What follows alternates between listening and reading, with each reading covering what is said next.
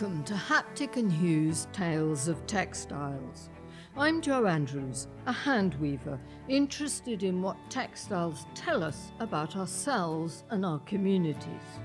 Stories that go far beyond the written word and often explore the lives of those who have little or no voice in official histories. Making hooked rugs has been the work of women, and largely women whose names are lost to us.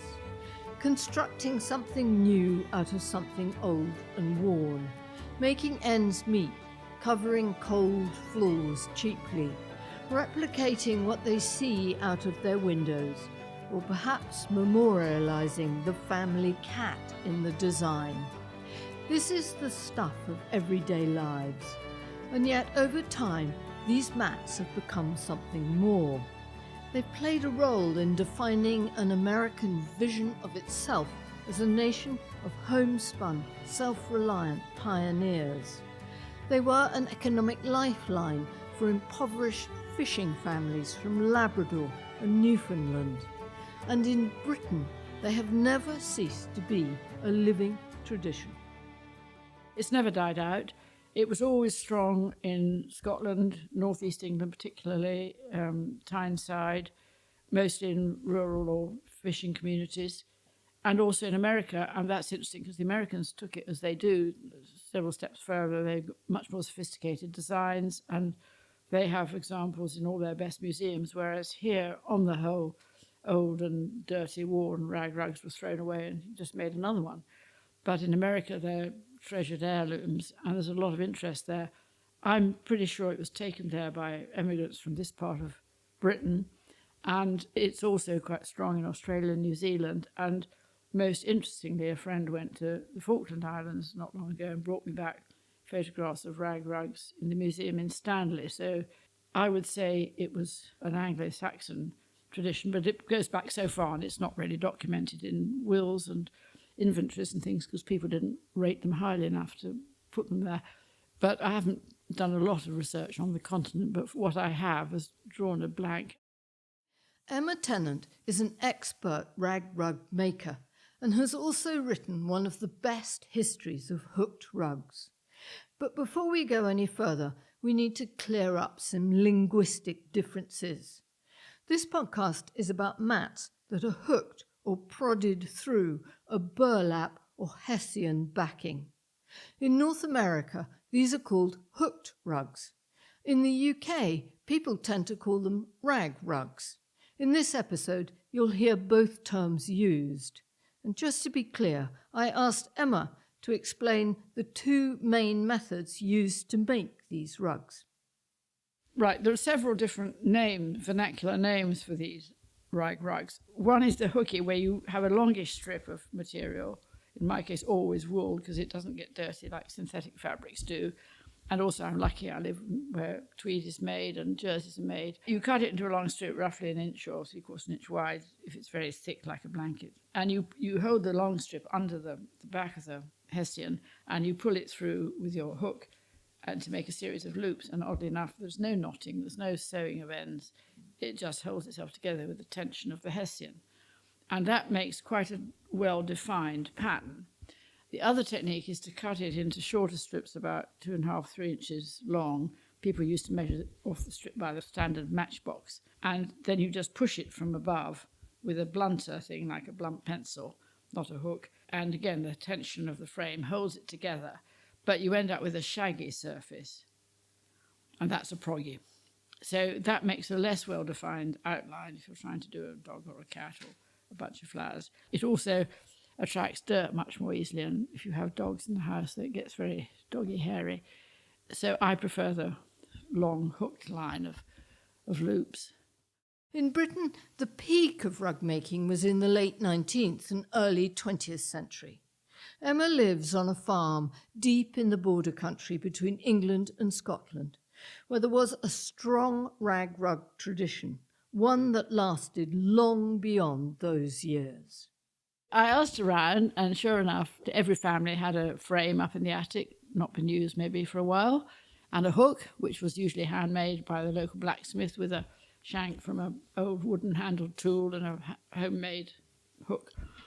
And I was given one of these and also a frame. And I started making a rug. And it wasn't a brilliant choice. It was a very big, dark grey cow. I love cows. And I had an old skirt length of tweed, which I thought would be just the thing. It only went about a third of the way down the back of this cow. That was how I learned how much material you need. You need a great deal. They're very heavy when they're finished because it's a lot of wool. So I eventually finished it and hadn't particularly enjoyed it. But the next winter I thought, well, hang on, I would like to make another one, maybe a sheep. We have sheep and cattle on the farm to match the cow. And from then on, it started slowly, but people asked if they could commission a rug, or people asked to buy one I'd made. And I gradually just got more and more into it, and I found it was the perfect skill for winter evenings. I could sit here at the table, everyone was chatting, I have a bright light over my shoulder, and I thoroughly enjoyed it. But this was originally a craft born of poverty and necessity. I mean, the communities I've mentioned, farming in southern Scotland, mining and shipbuilding in the northeast, not rich communities, but it evolved into something more. I mean, I've no doubt that the satisfaction of making a rug and throwing it down, as people did, is sort of some ceremony at the end of the winter, usually putting it in a sort of key position in the sitting room and moving that one to the back kitchen and the old one to the dog kennel. There was a sort of rotation, and it was quite a ceremony, and the baby of the family would be the first to roll on it. If there wasn't a baby, the dog or cat would roll on it, and they'd make a big do. So I'm sure that out of this very interesting creative art, a lot of pleasure was derived far beyond just making something to put on the floor.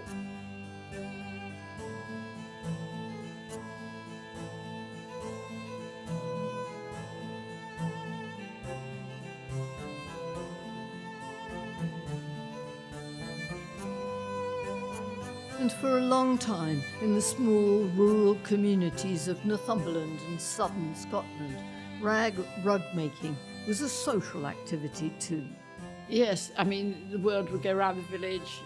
One of the ladies said to me when I asked her, yes, so-and-so's putting up a frame, and most of the old ones were made on a substantial wooden frame like the ones you use for quilts. So the word would go around and it would be a sociable thing, people would chat, and sort of like women love chatting when they do something with their hands. Very much so. So I heard a lot of those stories, and obviously some people were much better at it and nimble with their fingers. Other people didn't enjoy it. They'd rather be out of doors.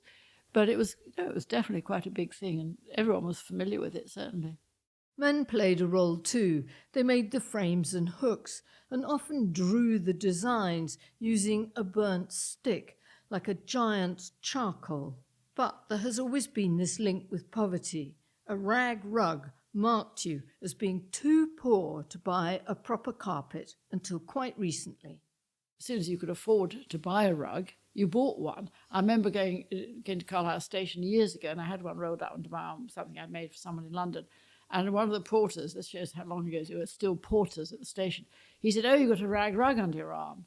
And I said, "Yes, would you like to see it?" I was quite proud of it, to unroll it for him. He said, "No, not likely." He said, I saw too many of those when I was growing up. I wasn't allowed out to play until I'd cut so many strips. So, for him it was associated with poverty, really. And as soon as he could go to Buller's in Carlisle and buy a nice rug, he obviously did. And in Britain, rag rugs tended to be expendable.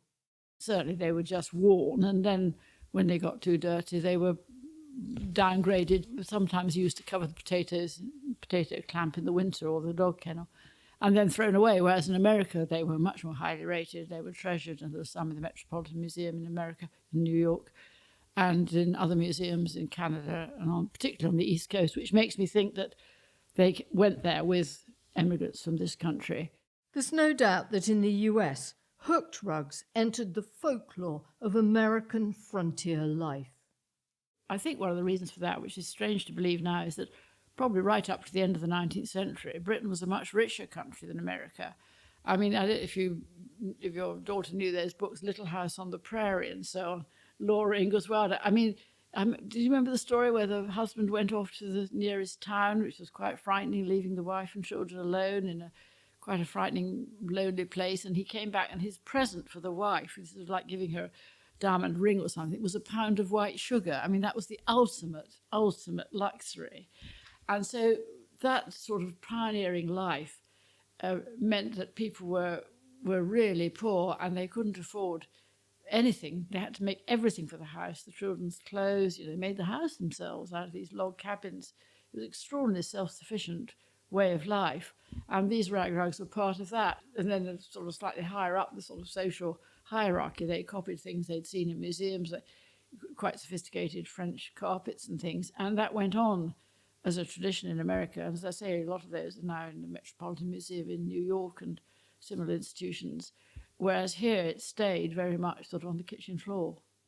To understand that difference, we need to turn to someone who's part of an incredible family of 5 generations of women, each of whom has been involved in one way or another in designing, making, and repairing hooked rugs.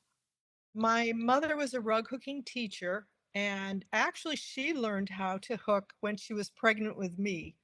And so I sort of felt like I came to it through osmosis, if you will. And then when I was about 6 years old, she was teaching rug hooking classes, and she would drag my younger sister and brother and me along to classes. And I am the kid that just kind of took it up. Stephanie Krause and her daughters now run Green Mountain Hooked Rugs in Vermont, but her rug hooking heritage begins with her great-grandmother, Philina Moxley, in 1865. Well, I can tell you, it was a very good business for my great-grandmother. At age 19, she bought 500 of those stamping blocks from a gentleman from England, and she started small, just in the back of her apartment, stamping these designs for people, and she made enough money so that she bought a piece of property in Lowell, Massachusetts, and had a house built so that her shop was in the bottom of the building, and she and her mother and her sister lived in the upstairs apartment. So yes, it was a very profitable business. And of course she expanded it to include other fancy dry good things, as in threads and fabrics and needles and whatever other things that ladies might like of the day. So yes, it was a good business. And here's one of the essential differences between America and Britain.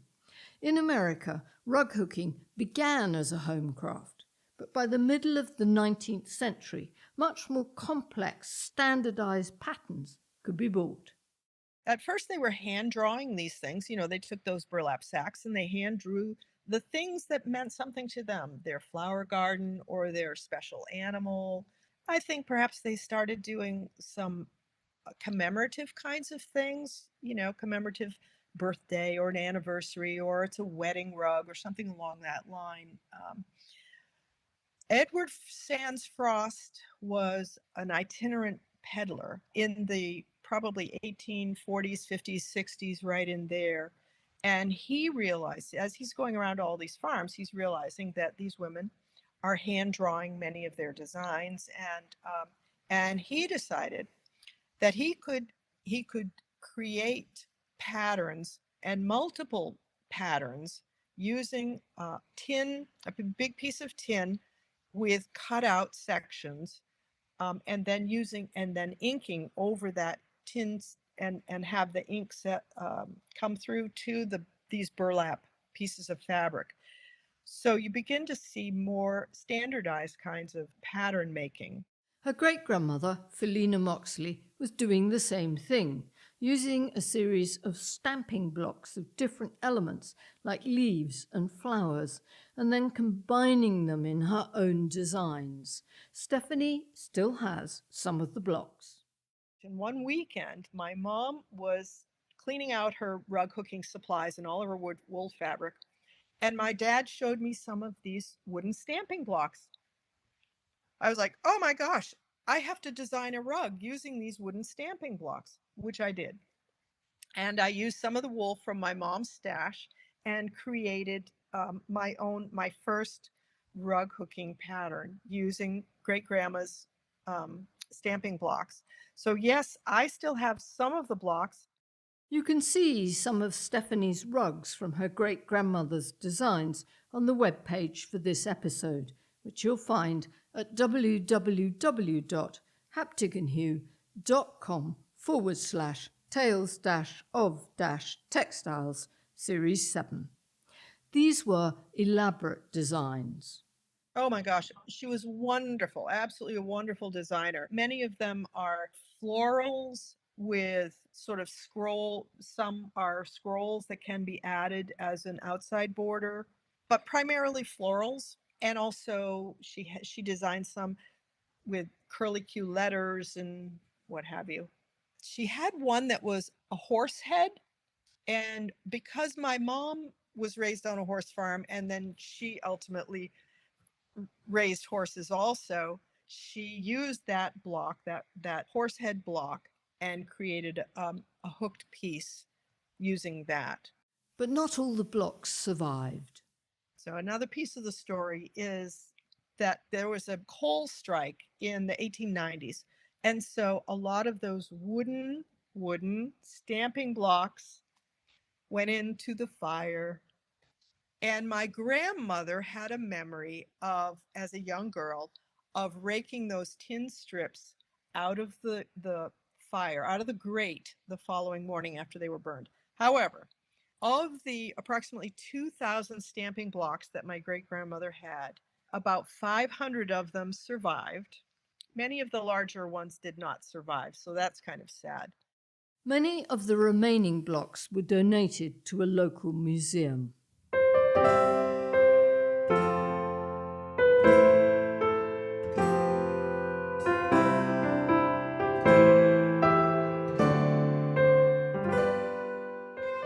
And in time, the American hooked rugs looked very different from their British counterparts. It was taken up much more widely, and the patterns developed more. Apart from the ubiquity of the kits and stamped patterns, the subjects for the mats were quintessentially American. Log cabins, clapperboard houses, and the stars and stripes. Some of the American rugs borrowed from patchwork quilts, and others even mimicked Persian and Turkey rugs. What else is different is that by the 1920s and 30s, with the advent of the arts and craft movement, collectors in America began to see old hooked rugs as folk art and Americana. Rug collecting outings became fashionable for New Yorkers. Here's William Winthrop Kent, an authority of the time on antique rugs, describing an expedition. "The hunting of the rug goes on daily," he writes. "Literally thousands of attics and farmhouses have been searched each year in New England and Canada, and the supply in many places has given out." Stephanie Krauss still sees the results of this kind of rug hunting by collectors in her work as a repairer of hooked rugs. I was contacted about 13 or 14 years ago by somebody who was asking about rug repair. And they said, well, we have about 75 rugs in our collection, and some of them need repair. And I was like, oh, well, okay. This was in Southampton, New York, which is a very desirable place, which I didn't know about. I mean, it was a place that New Yorkers traveled out to in the early 20th century and on through, even up until now, it's become even more popular. And the homes are very prized. So ultimately, the people had me fly down, take a look at their collection, and the collection are rugs all from prior to 1910. Because the house was built in 1928, it was the hunting lodge cottage for this very, very wealthy family. All of these hooked rugs came from New England, Pennsylvania, all along the Atlantic coast, and some into Canada. But it was a designer, a home decorator, who went around and collected all of these rugs. And sure enough, this whole house was decorated with these beautiful old hooked rugs. So anyway, it's a job that I still have. I go down to their place 2 to 3 times a year, and I repair their hooked rugs. But it's lovely to see all of these old hooked rugs. So successful was the revival in North America that people began making hooked rugs again to feed the appetite for arts and crafts goods. Mats from Labrador and Newfoundland in Canada were especially highly prized. They were made using a finer technique than the American rugs and to different designs. And that's because of a man called Wilfrid Grenfell, an English doctor who arrived in the 1890s and set up a mission. Here's Emma. They were very, very hard up, the fishermen, and Grenfell was a doctor. I believe it still exists, the Grenfell mission. There was a lot of tuberculosis. A lot of the men were ill and couldn't work and really hard up. And he introduced rug making and got them sold at sort of proper prices. That's to say, not just pocket money, but, useful amounts back in England. And they were very, very fine. If you cut the strips of wool very thinly, you're almost in the world of gros point of tapestry, and you can do fine shading and fine detail. And again, as I do, they got their inspiration from the surroundings, boats, fish, birds, and so on. And they are really beautiful. That was a wonderful thing to do. In fact, I met one of the designers. He used to get really good designers out from England to help. And she was an old lady living in a home in Chiswick, and she designed wonderful sort of semi-abstract things based on fishes and birds. Stephanie says Grenfell rugs still come to her for repair, and they aren't difficult to recognize. And so I can often tell when I see a Grenfell rug because it has very fine loops, more of a northern look to it, whether it be geese flying, anything that's sort of northern, that kind of thing. But it's the material and the style of hooking more so than anything else. And those are the things that inform me as to where it came from.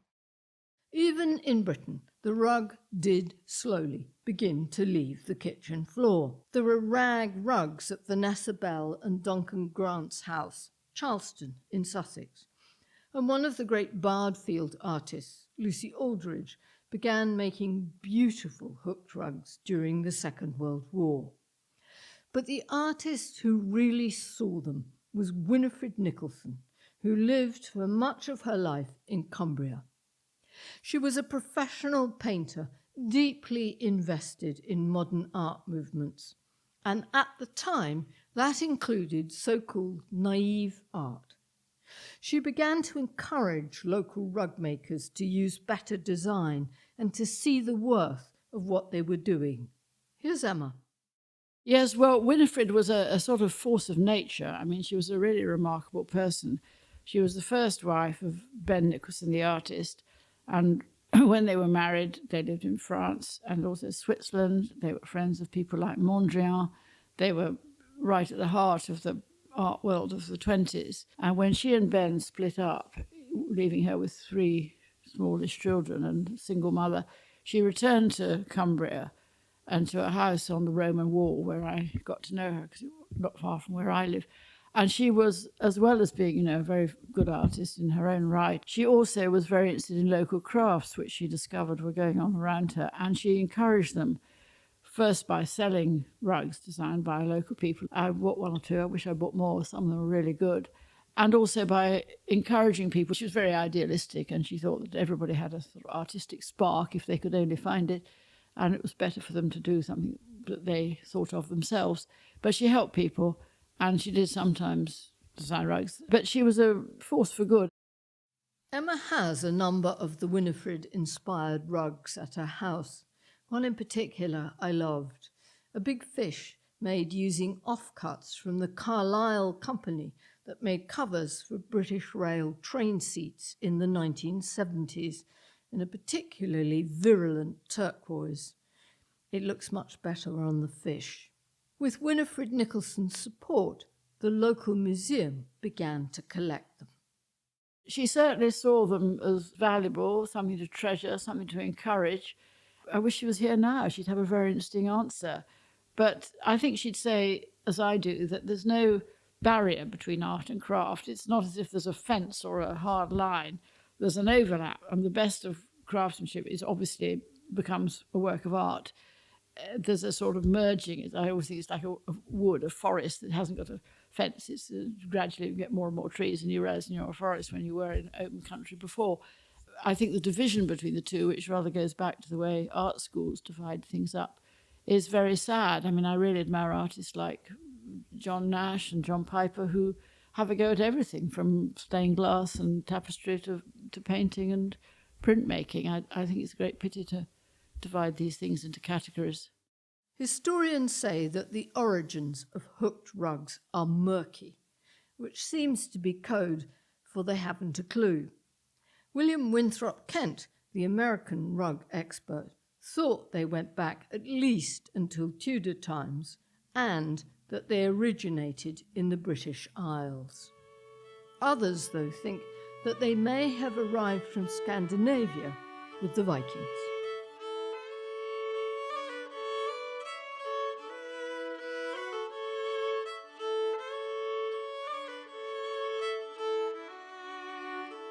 If we travel to the far north of the British Isles, to one of the Vikings' great waypoints on their journeys, the Shetland Isles, we find another kind of rug, sewing new wool into a woven background. A tattered rug is actually a pile bed cover. It's a piece of cloth that's made of hand-spun, hand-woven Shetland wool. It's made really in two parts. There's a woven ground, which is made on a very small, narrow floor loom. We have one tattered rug from the 1760s. It was made on a warp-weighted loom, which is the kind of loom that Shetlanders did use until the very late 18th century. Carol Christensen is the curator of the Shetland Museum and Archives, and she says that once the ground fabric was made on a loom, it was often fooled in the sea, and then the work of creating the top decoration with wool strands could begin. So the ground, because it's a tabby weave, it creates a grid for you, and you would put your needle from the top down, and then you would bring it up again. And as you go around again, you're creating a loop on the one side. Then you'd go back down again and you'd come up a little distance away and do the same thing over and over. I think they generally did about 15 loops before they had to kind of start again with a new length of yarn. And in this way, they could make lots of geometric designs, which they did. And the whole one side of the ground fabric is then covered in these tats. The loops are then cut, and this creates your pile. Because the ground was woven in narrow strips, to make a bed cover, 2 strips had to be joined together. Sometimes to celebrate a marriage, the bride's family would make one half and the groom's the other, and they would be joined together before their wedding day and serve for life as the marital bed cover. Often the 2 halves didn't quite match, a great metaphor for marriage. Yeah, I think it is a wonderful thing. And the fact that it's such a important component to beginning your life together as a couple. And one of the things that I became really interested in was the fact that it's bedding, because we have so little bedding that survives. Okay, there are the really fancy embroidered early pieces that royalty had and all of that, but really the bedding of everyday people really doesn't survive. And all the events that take place in a bed, which are groundbreaking for a couple in a way, they are united in that bed, they consummate their marriage in that bed, they have children in that bed, nurse the sick in that bed, and people die in that bed. And all those things were going on under a tattered rug through that whole family's life. The Shetland Museum has a collection of around 65 tattered rugs. And because this is a place where the old ways lasted much longer than they did elsewhere, Carol has also heard first-hand accounts from the people who slept under them. I met an old man from the island of Walsa who subsequently donated his half of a tattered rug. The other half was lost, but he told me that he remembered sleeping under this with his brother when they were kids at their granny's house. And this would have been probably in the late 30s. And he said that he really liked the tats next to his body, and he would throw off the sheets, the cotton sheets that she had on the bed, because he liked the softness and the warmth of that wool against his skin. So clearly this was the most comfortable way to use a tattered rug. By modern standards, though, there was nothing comfortable about a traditional Shetland bed. Generally, it would have been like a wooden board or some sort of pallet sort of board, a shelf along the wall, sometimes a box bed, but not always. But a box bed, again, is just planks of wood. Then you would have straw or some other kind of cushioning substance. And I did find out that in Shetland, people used chaff from grain or dried seaweed. And actually, dried seaweed, people like to use that because it kept fleas at bay. And also, it's free and it's a really easy material to access. After a while, it gets sort of crushed down, but then you just remove it from this sort of sack, mattress sack, and you just fill it up again. And then you would probably be laying directly on that, and then you'd have your tattered rug. Tattered rugs have three main designs on them: circles, checkerboards, or a scatter of squares and rectangles, and lastly, an equidistant cross, which is not a Christian cross. Those three symbols appear over and over and over again on nearly all tattered rugs. They are often used in combination. So, for example, you might have a circle that has a lot of these crosses in the middle of it. But also, if you have a lot of crosses and you put them adjacent to one another, you end up with a checkerboard. So I wanted to find out, what do these symbols mean? You know, what is the point of them? And why were they used so commonly on these rugs? Of course, Shetland folklore. In Shetland, it was witches and what are called trows. It's a Shetland way of saying a troll, but it's not the same thing as a troll in Norway.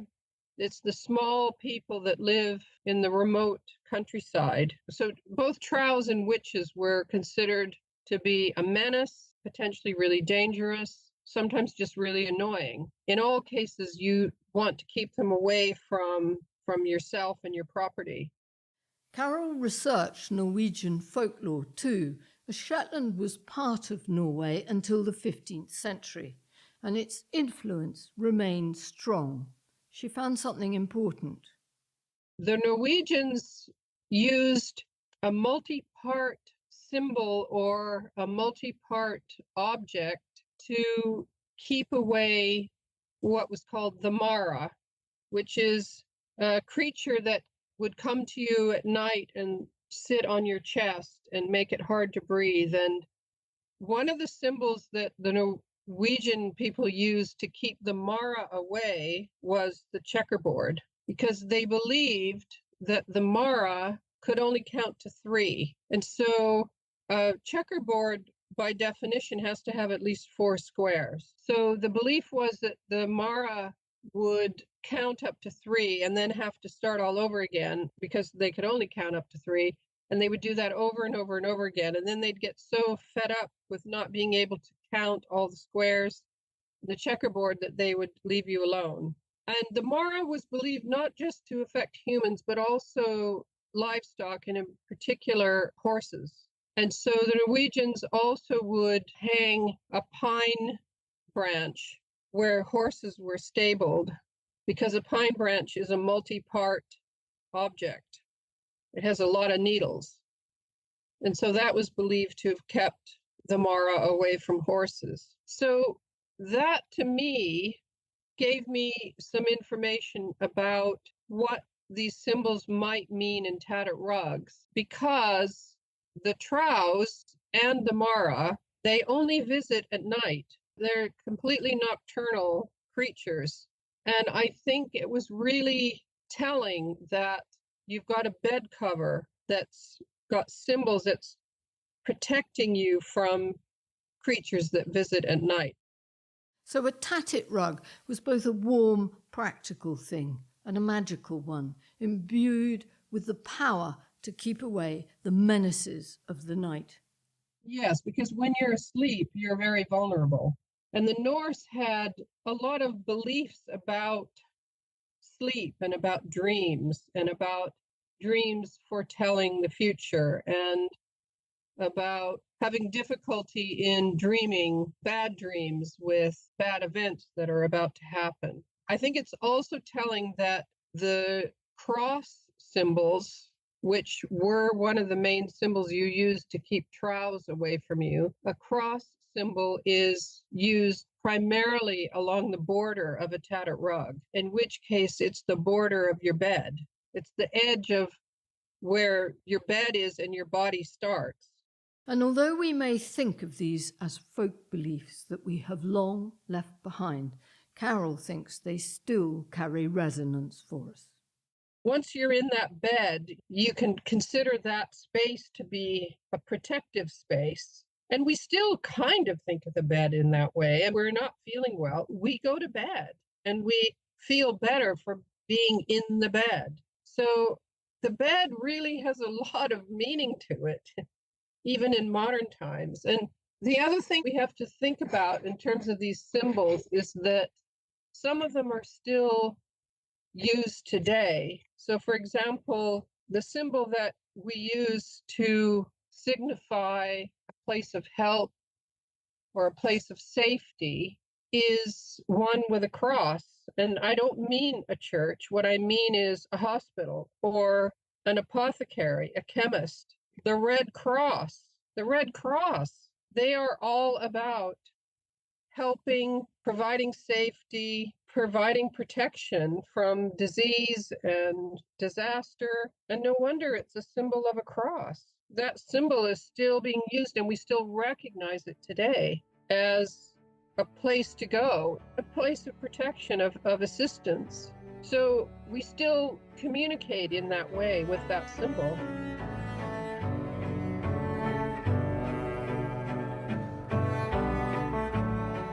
Thank you for listening to this episode, and many thanks to all those listeners over the months and years who have suggested that we look at hooked and rag rugs.